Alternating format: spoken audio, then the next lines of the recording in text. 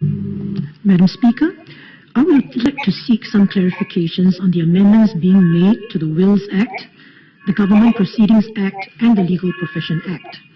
I declare that I am a lawyer with a practicing certificate in force. First, the Wills Act. Clause 50 of the bill will introduce a new provision to the Wills Act. The new Section 28 will allow a court to order that a will be rectified if the court is satisfied that the will is expressed in such a way that it fails to carry out the testator's intention due to a clerical error or a failure to understand the testator's instructions, or both. This provision seems to be influenced by legislation in other countries, such as the UK Administration of Justice Act 1982, which contains a Section 20 similar in wording to the bill. I have noted that an NUS law academic, Associate Professor Barry Crown, had recommended that our Wills Act be amended to include such a statutory right to rectify a will to bring more certainty to this area of the law.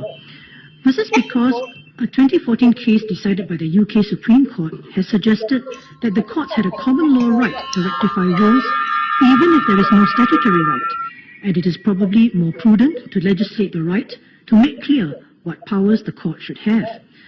Nevertheless, the UK case in question, Marley and Rawlings, also raises questions about how wide the power under the new provision should be. In that case, a husband and wife made mirror wills to leave their entire estate to a non-family member, but each spouse signed the other spouse's will by mistake. Clearly, the lawyer's office was at fault in not checking that the wills were executed by the proper party. What the court did in that case was to exercise the statutory power under the Administration of Justice Act to rectify the wills by replacing wholesale the words of each will with the text of the other spouse's will. This is way beyond the usual understanding of rectification being the adding or omitting of certain words only.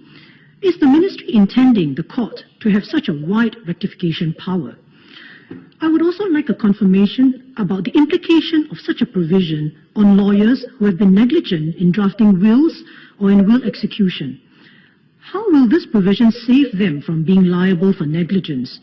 Will clients be expected to go to court first to try to rectify the will before suing lawyers for negligence? This will put a heavy burden on clients. Next, Government Proceedings Act. The Government Proceedings Act enables the government to sue and to be sued. Clause 9 of the bill amends Section 29 of the Act to provide that in such lawsuits, it is possible that the court can certify that legal costs for more than 2 government lawyers may be payable. This is a change from the current position where the maximum number of government lawyers a litigant may have to pay for is 2. According to the explanatory note, the change is to bring the position in line with that in other civil suits and family matters. The current position in other civil suits and family matters is that the court may order a litigant who loses to pay legal costs for more than 2 solicitors on the winning side. In order for such a court order to be obtained, the court must find that more than 2 lawyers were reasonably required to handle the case due to factors such as the complexity of the case or novel points of law being raised. Madam, I have concerns about the government taking such a position, as the prospect of a very heavy legal burden and legal costs could have a dampening or even crushing effect on persons involved in suits against the government. As it currently stands, anyone who is thinking of suing the government or defending a legal action by the government is aware that if the action is lost, he will likely have to pay legal costs to the government. This is on top of funding his own lawyers to meet the fierce challenges thrown by the government's legal team, whose limitless resources include having the entire legal service and civil service at its disposal. Not many individuals or entities have the financial resources needed to take the government to court or to defend a suit by the government. I believe the government should consider taking a broader view on this matter and keep the current provision of capping its claim for legal costs to no more than 2 legal officers. After all, the purpose of the Government Proceedings Act is to enable the government to sue and to be sued. If the costs of suing or being sued by the government are too high, people will surrender. There must not be a signal sent that the government is trying to use the prospect of crushing legal costs to deter or wear down those who may wish to sue the government or to defend government lawsuits vigorously.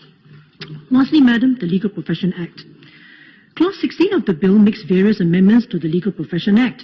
My query relates to Clause 16T and U, which deal with the disciplinary proceedings against lawyers who have misconducted themselves. Under Clauses 16T and U, the Minister may make rules to exempt lawyers from disciplinary action if they have given gratifications or remuneration to those who procure business for themselves or other lawyers under circumstances to be prescribed in the rules. The act of giving gratifications for procuring legal services is generally abhorrent to the profession. What sorts of exemptions are being contemplated and under what circumstances? Thank you.